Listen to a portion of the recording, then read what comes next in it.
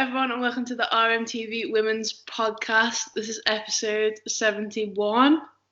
Yes. Yeah, we think so. It's the first podcast of 2020 and the first podcast of the new decade. Wow. Momentous occasion. It's all right. We're setting the tone. It needs to be a high tone. Be a high tone for 2020. Plenty of... We're still doing this by the end of the decade. One of us has got like a kid next to us. Oh my god, because we could have children in this decade. We probably will. Get married, have a full-time job, have a house, have a mortgage. Oh my god. Life comes at you fast, kids. Literally. We're not even kids anymore. That's sad. It's really sad. We're 21 this year. I know. Wow. Anyway, we've got a few topics of discussion to chat about today. Obviously, Liverpool played Brighton at the weekend, some FA Cup drama, Rachel Fairness signing, teams going pro, just a whole host of topics. Everything. Yeah.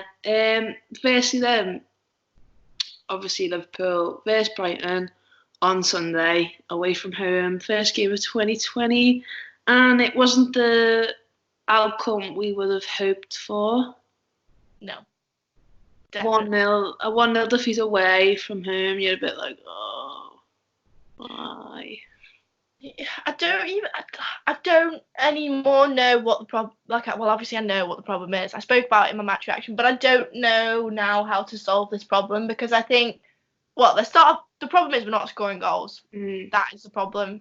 Defensively, we're okay, but each time that gets overshadowed by the fact that we're not scoring enough goals to then win the game. But you're thinking, okay, well, the team, we're always told that the team does really well in training. The team scores goals for fun in training, but that's where the problem lies. It's not being replicated in the game. In matches. It's all very well it going well in training, but when it's not going so well in the game, you're like, well, how do you sort of fix that? Yeah. Like, how do you sort of translate it into the football pitch? Like, we know, like, the caliber of players that we have should be scoring so many more goals than they have. Like, we're still winless in the league. This is sort of how bad it's got, and we're halfway through the season now. Yeah. So you do kind of just, like, after the game, I just sort of scratch my head, like, what is going on? Like, what do we need to do to start winning games? Like, Brighton weren't overly, like, brilliant, in my opinion, but equally they did enough to win the game, whereas that's what we should learn from, doing enough to win the game, which we obviously haven't been able to do yet. Yeah. Well, the thing is, like, Babajid was playing up front that game. Yeah. And obviously, like, the back end of 2019, like, the last few games, she was playing really well. So I had no problem with her starting up front. But then, obviously, if you think about it realistically, Lynette's, like, changed positions sort of now. Yeah. So she doesn't play that striker role often anymore, which means we only have Babajid and Sweetman Kirk as our strikers at the minute. And you could probably argue that Babajide is more of a winger. Yeah. Probably could argue that because of her pace as well. So that's another thing. We've really only got one now, like, certified striker. Number 9 position. Yeah. And, like, that's an issue. Like, that's a problem. Yeah. And because, like, obviously Sweetman Kirk's not firing. Like, she's actually scored 1 goal for us this season. That was away at Blackburn. And it's like, if you're our only really out-and-out number 9, the person we're relying on for our goals, I know she's not playing as much, but simply because she's not scoring. But, like, even when she did have a good run in the team at the beginning of the season. She had, like, a bit of a rough patch. She got a goal at Blackburn, and you're like, right, this is it. She's going to kick on now. She's going to score. And she hasn't since. And it's just like, what you do from here? Because, like, as much as, like, we love the team and we love the players, and, like, we hate sitting here talking about individuals and, like, what they're doing wrong or what they're doing right, because at the end of the day it's about the team. But, like, know their capability as well. Exactly, but like you're saying, it's like coming to the middle of January. We're winless in the league. We're bottom of the table. We're literally like the laughingstock of the league at the minute because people are like, oh my god, like what is going wrong with them? Like when we put out on who we got in the FA Cup on Twitter, someone tweeted us back saying, "Oh, I really hope you have a good cup run because Liverpool as a team doesn't deserve to be where he's on in the league." I think it was an Arsenal fan who might have said it, and I was like, "Yeah, he's right. Like this Liverpool team doesn't deserve to be where they are in the league, but like also we do because we're not playing at the standard that we should be realistically." Even just the standards of the football club itself. Yeah. Like obviously, we think back to the glory days of when we run it back to back, and like that wasn't that long ago. It really wasn't. But then you look at the situation that we're in now, we're really, really struggling, and the confusing thing is that you have the personnel in the team. It's not like we're struggling for people or struggling for quality players to bring into the side. We already have those quality players. Yeah. But for some reason, we're not getting the best out of them in the game situation. Yeah. Like, I agree with what you say about we've got only one really recognised number 9. Obviously now Lynette's gone into her 10 role. So and one of the questions later on, which we'll sort of go into, is who would you look to sign? And I think I would be looking at signing a recognised, experienced centre forward that has played in the WSL before, that's already like a recognised goal scorer who knows how to pinch goals, which is ultimately what we need. That when I just sort of sat back and just watched the Brighton game without trying to analyse it for a second, we did everything right up until we were about near their box. We did everything right. The build-up play was fine. There was some diagonal balls going through, balls running onto it, but it was literally, we say it time and time again, that final ball. Not even the final ball. Sometimes the final pass into the net or the scoring, like the shot into the net. That's the problem. And if you have a recognised and experienced in this league in particular, I don't think it necessarily matters if they're experienced anywhere else. This league's adapting in itself. So I think you need someone who already knows the ins and outs of the WSL to come in and be like, oh, okay, I know what my role is here. I need to sort of help this team get it over the line, if that makes sense. Yeah, and like you look at like some kids just signed for Chelsea. We were. I watched it the other day and I was like, like we're Chelsea are now. That was us a few years ago. Yeah.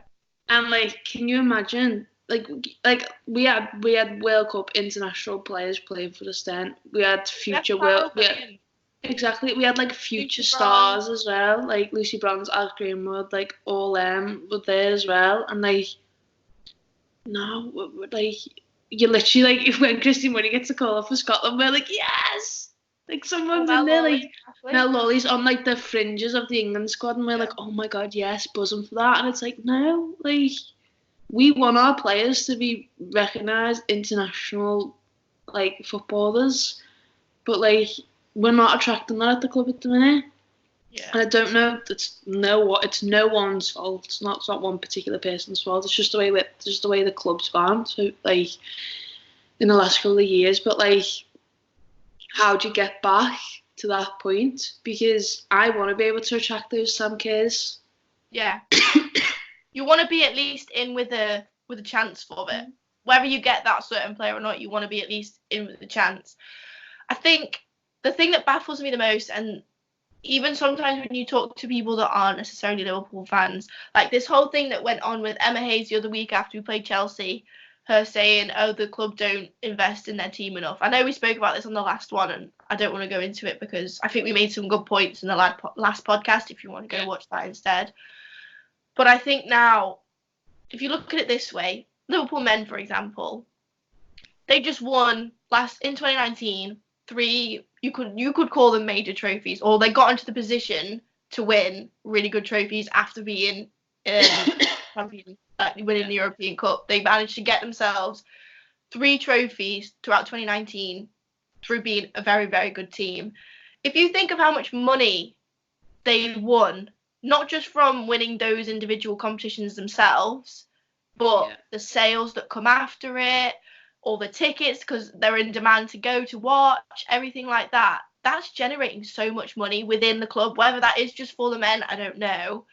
But you would think then, oh, okay, they've just had this massive influx of money come into the club. Yeah. Surely some of that could have been given to the women's team, because although, as I keep saying, we've got some really, really good players, and I think once Furness gets into the swing of things and learns her trade, she'll be really good for us. But surely you can use that money to maybe go out and buy a striker, something like that. Buy someone who will cost more than the players that you already have, but with that influx of money, you'll be able to afford it, if that makes sense. Yeah, what you're saying is like very true points. Like where is that money going? But then I think that money that the men's team win is their money. So it's like things. I think it gets put back into their squads or like whatever. But then also Liverpool Football Club what was and is still in debt. Basically, we've still got debt to pay off from when there's 2 other bloody lunatics were in charge before FSG.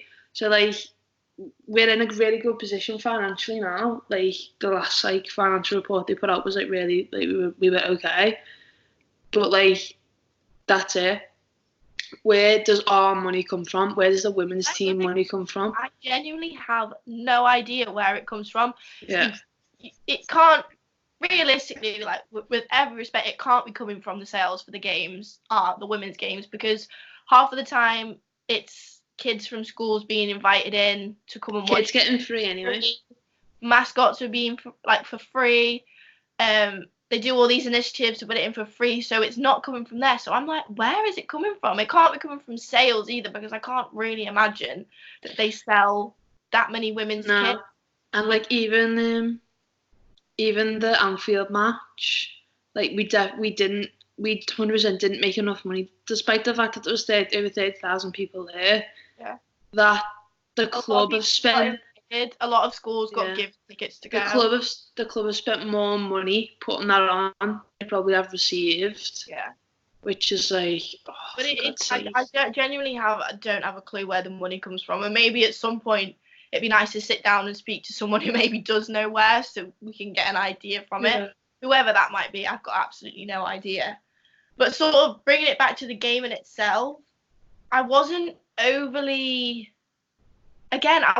disappointed with the performance. I wasn't. No, and like how many times have we sat here and said that? Yeah, literally, and the players know that as well. Yeah. I think if we're talking about the positives, obviously Furness makes her debut and she looked quite sharp. She did. She brought some added aggression to it. The only issue I have now is, to me, maybe I'm wrong, it looked like she was occupying the 10 role. Yeah. When Lynette was on with her, they sort of looked like they were doing the same thing, and it wasn't working. Obviously, Lynette goes off and Roberts comes on half time.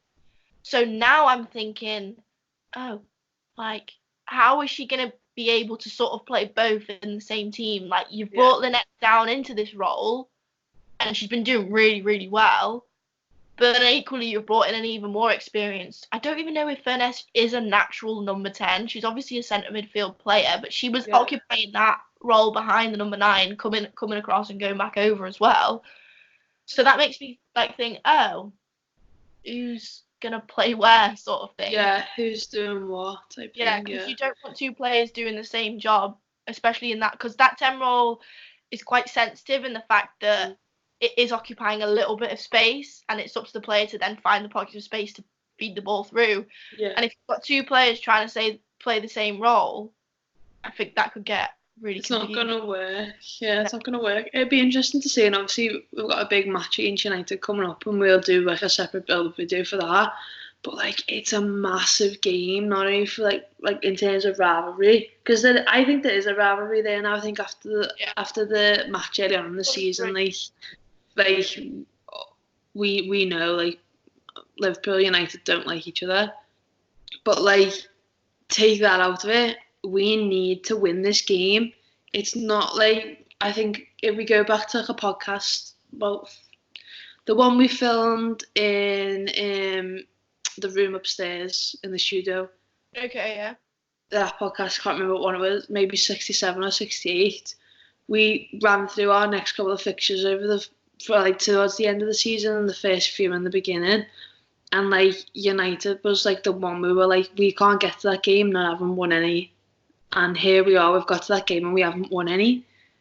And it's like, I do sort of feel like there's equal pressure on United now after losing to Bristol last week. That's going to be a major factor in it as well. That's it, because they can't go 2 defeats on the bounce either. If they want to be anywhere near where they think they should be. If they want to be finishing top 2 to get 2 or 3, yeah. Yeah, and then, you know, at the top to get in the Champions League as well next season, like they need these wins now, but we arguably need it more because. Yeah, I think the thing that's so frustrating is if, for example, if we played against Brighton how we played against Chelsea before the Christmas break, we'd have won that game by a country mile. Yeah. But it's like, I don't understand why we can't be putting in these really, really top quality performances against the lower teams that we already are doing against the teams that are higher up the table. I don't understand. I don't know whether that's a mentality thing, whether they know that they're potentially playing a better team and then automatically they're sort of playing better. Whereas if they're playing against someone who's sort of on par with them, maybe subconsciously it's not let's do like what we did against them or what we did against Chelsea sort of thing. I don't know what it is, but we do need to start replicating the performances against the likes of City, Arsenal, Chelsea, against the Brightons, the Bristols, the Birminghams. That needs to be a constant thing that needs to start happening.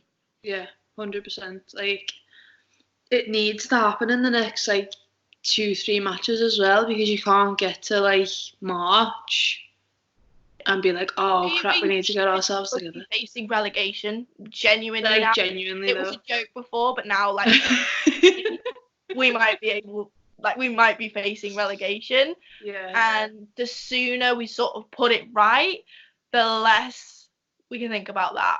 Yeah.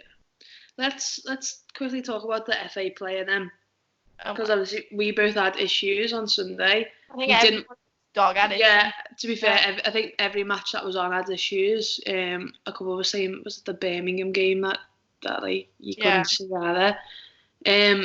We basically couldn't watch the first half. I could not tell you a thing that happened. Not a thing. And then second half, the stream was okay, but it was fine for me the second. Like you were saying to me before, there was moments where 1 point Kitchen would have the ball. And the next, literally, a millisecond later, Brighton goalkeeper has it. Yeah, or whatever. And you're like, what the heck is that? What's going on? I feel like this is a game of guess who or guess what. And I was sat there oh, maybe there was a tackle. Free kick. I don't know. I literally had no idea. It really was starting to get on my nerves, and I started to aggressively tweet a little bit, I'm not going to lie. Not to a rash extent, but I was just saying I am not happy with this. Tweeting the FA what are you doing? Get it together. It's human, because you've made a platform for people to watch it, but they can't watch it because the quality's horrendous. I think the quality's terrible. I'm not gonna lie. I mean, I know these people. I don't know who's on the cameras and whatnot, where they've come from, whatever. The GP are they freelance? Are they actually employed? Who knows? But get it together, because some of the angles are terrible. They are terrible. It's when there's a goal kick and they're zooming in on a player. It's the goal kick. I can't remember what match it was. I think it might have been Arsenal, when we played Arsenal, and he kept zooming in on our goalkeeper, but then zooming in on the people behind the goal. While she was trying to take a goal kick, and I was like, what are you doing? I can't see anything. The ball's the other end of the pitch, and I'm still looking at this fella sitting behind the goal. What's going on? Do you know what I mean? It was absolutely mad. I love the fact they were trying to make some edgy shots of the fans, but I couldn't see the actual point of being there. The There's like, a shot when they're literally just like on the halfway line, but it's like a wide angle shot, but it's just still. Like, do you know what? Just leave it on that one. Just leave it there. I'll be able to see everything. I'll have it on Instagram.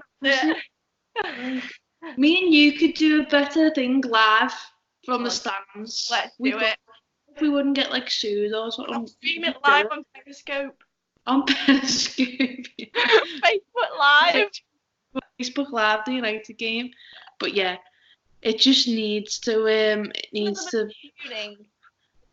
This is an interesting thing actually. So like, I'm going to put it in the link because I need more people to fill it out. But I've put a survey out for my dissertation, and one of the questions is like, how do you think like women's football can, like, the media can like help women's football, blah blah blah, something along those lines. Can't remember, I wrote it ages ago.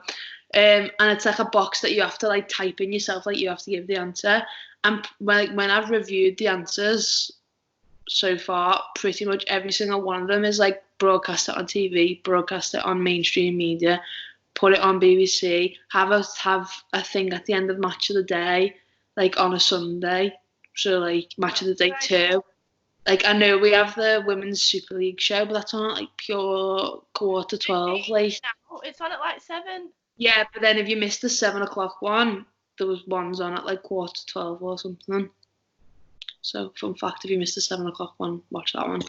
But yeah, like, and that's like interesting as well, because if you're looking at like everyone complaining about the FA player and like the amount of like hype this app got, I don't like it. I'm going to be honest, I don't like it. I like it for its purpose, but it frustrates me when that purpose isn't even viewable. I just think it could be better in terms of like, obviously the streaming wise it could be better. But also like there's no league table on there, there's no stats where you can see who's top goal scorer. Like, honestly, like, we need a job in like 4 months' time and we leave uni, we'll do it. We'll refresh it. So quick, if anyone wants to hire us, hit me up. Literally, but yeah, yeah, rant over, like, that's it, like, frustrating times, to be honest. Anyways, let's go on to news. Well, I think the big one for Liverpool as a whole is obviously Fairness signing. We were going to do a video, but we can show you, and then the text. We can show you the text. We do actually have text correspondence saying we should. Oh, we'll film on. I think we said on Friday. I think it was like a Friday, and we were like, yeah. And then it was like 8:30 Friday night, and I was like, we haven't filmed the video. And we did a build up. They don't know that.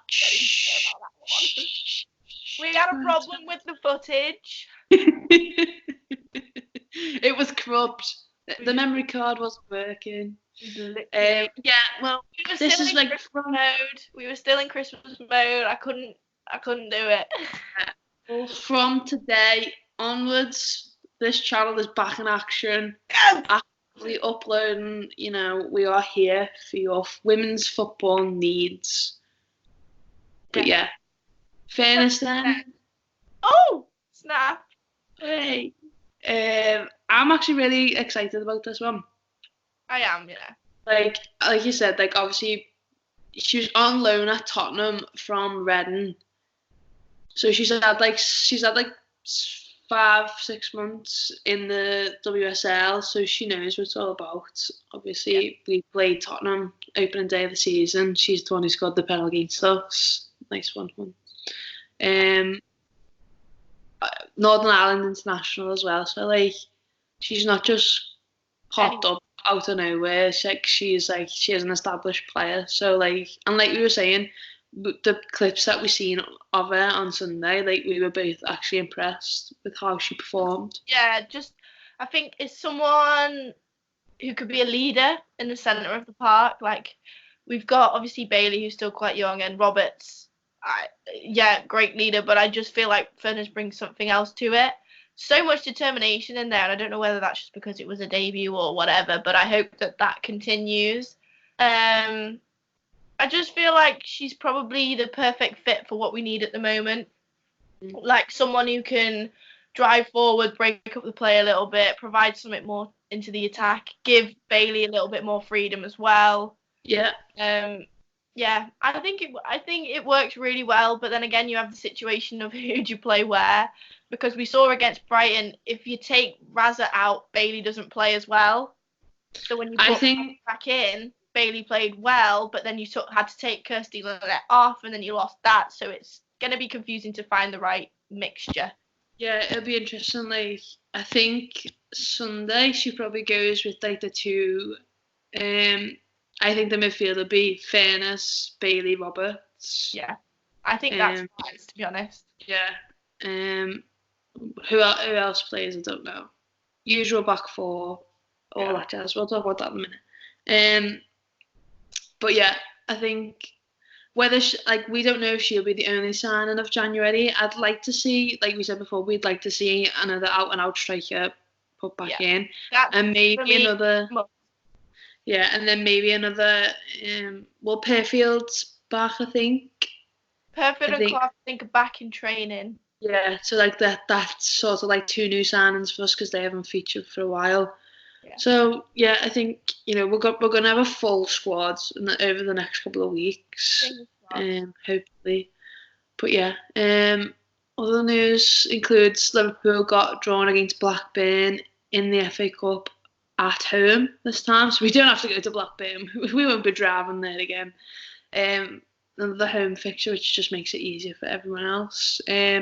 Obviously last time out it was 6-0, so you're hoping for the same. Yeah, I think the key is just to be positive going into this game. Like, I think with the way the league's gone, a good FA Cup run is something that I think we could all ask for and all wish for. So it's crossed that it'll sort of pan out that way. There's a couple of juicy fixtures going on in that though. It's just songs just popped into my head. What? The Everton one where they're like going down, oh we're gonna win the cup. Stay up and win the cup. We'll get that going at Brighton on Sunday. Might change one of those words. Are we heck? We won't be doing that. But yeah, so you go on, what were you going to say? Yes, you've got the Manchester Derby, which is exciting. Yeah. And these fixtures, I believe, are being played on the 26th of January. I think. Don't quote me on that one. 26th of Jan, so not that long away. Is that midweek? Is that Sunday? 26th is midweek. No, Saturday. 20th is a Monday. Saturday. 20th is the 26th is a Sunday. So yeah, that's cool. Arsenal West Ham a derby as well. Yeah. West Ham obviously making it to the final last year. Let's be a West Ham this year. Let's make it to the final, and if we lose at the final, that's fine. But let's be a West Ham. Okay. Be like West Ham. Think like West Ham. Literally. Be the West Ham. Be the West Ham. I think we're going mad. Yeah. We have been doing this for half an hour already. Yeah. Final bit of news. Go ahead. Oh, no, not yet. Let me just get out my notes here because I ain't got a clue. On the concept of the FA Cup, let me have a little gander. So, I retweeted on our pod thing this morning. Oh, Nike deal sponsorship as well. Oh, yeah. We'll talk about that in a second. Tom Gary at the BBC. Go ahead, Tom. Has done a little article about prize money and the FA Cup.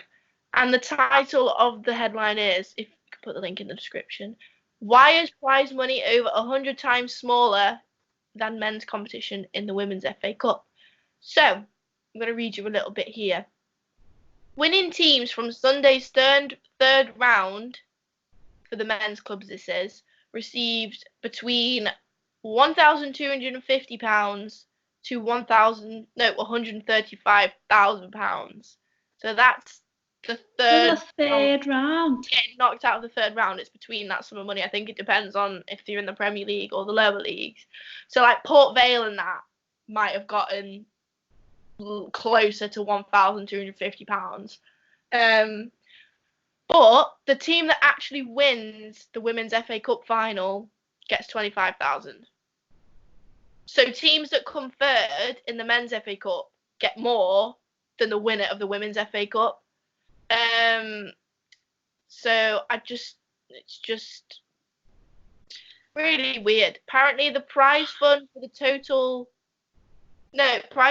2018 to 19 Women's FA Cup was the largest in the history, with a combination of over £252,000. That was like across the whole thing, and you're thinking, men for winning it, 135,000 is for men's club to come in third. So that's half of what the whole combination of the women's community got for the whole of the women's competition. It's just inequality again, like it is. It's baffling. Like, we know, obviously the women's game isn't where the men's is at in terms of broadcasting and money made. This is teams wise, not internationals, not England and stuff like that. This is just clubs. But the winner of the men's FA Cup receives £3.6 million, and the winner of the women's FA Cup receives £25,000. 3.6. You can win more than that on the chase. Not being funny. You can win more than that on Deal or No Deal. And no, not Tipping Point, but yeah, most of them. Tipping Point's a bit.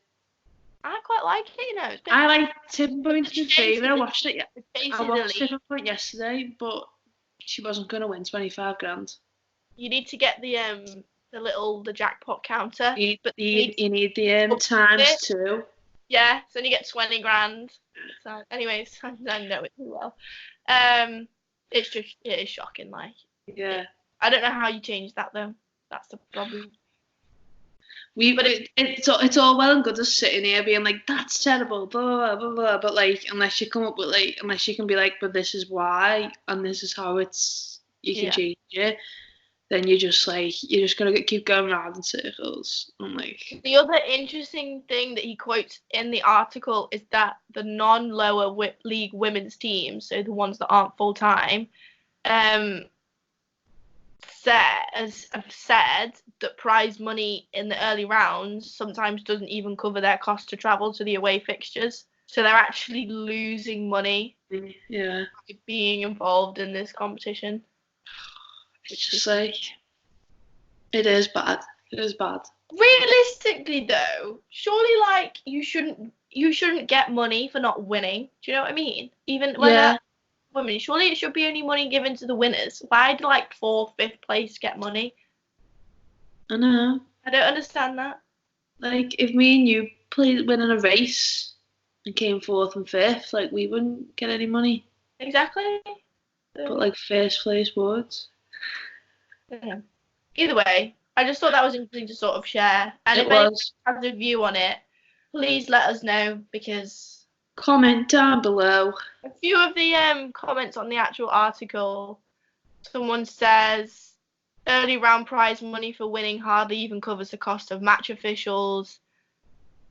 Reaching and even winning the competition has been a loss making. Apparently, this isn't a new issue. Some teams playing in the qualifying rounds of the Europa League will have costs that exceed the prize money. So they seem to think it's not a problem. About time this issue was given the attention it deserves. Thank you, Porterfield. Thank you. I agree. Yeah. Well, yeah. Because it's sad to think that so much money's been pumped into the women's leagues, but then it's still. That's it. What we said at the start about we don't know where our money comes from in terms of how we sign players and that's probably what it is. If we could get the money to buy the good caliber players, to get far in competitions, to then get a decent amount of money along the way. That's how we do it. Yeah, but I agree. That's not how it's going at the minute, which is unfortunate. But yeah, anything else to add to news? Only just Celtic women's team have released that they're going full time, which I think is probably about time. Celtic obviously being the biggest Scottish team in men's football. Yeah. Probably about time, really. So fair play to them. Good. Happy to see that. Happy to see. Well in Scotland, I was going to say, but I mean. Well in Celtic. Well in Celtic. Shit. Yeah. Yeah. Had a good That's old. it. Yeah. Got a little natter there. We'll also be filming build-up video for United on Sunday after this, so that will go up Friday. What day is it? Is it Wednesday? I think it is. Yeah. Wednesday. Yeah, it is. It's Wednesday. So build-up will go out Friday. So keep your eyes peeled for that, and then obviously we'll have all the post-match stuff as usual once again on Sunday afternoon. So you can 12 o'clock kick off. So it's an early one. I will not be in a good way. If I'm honest. Amy will be fine. I won't be. I've got a family party on Saturday night, so yeah. Enjoy that one. Lovely stuff. But yeah, thank you so much for watching. If you're still subscribed, thank you.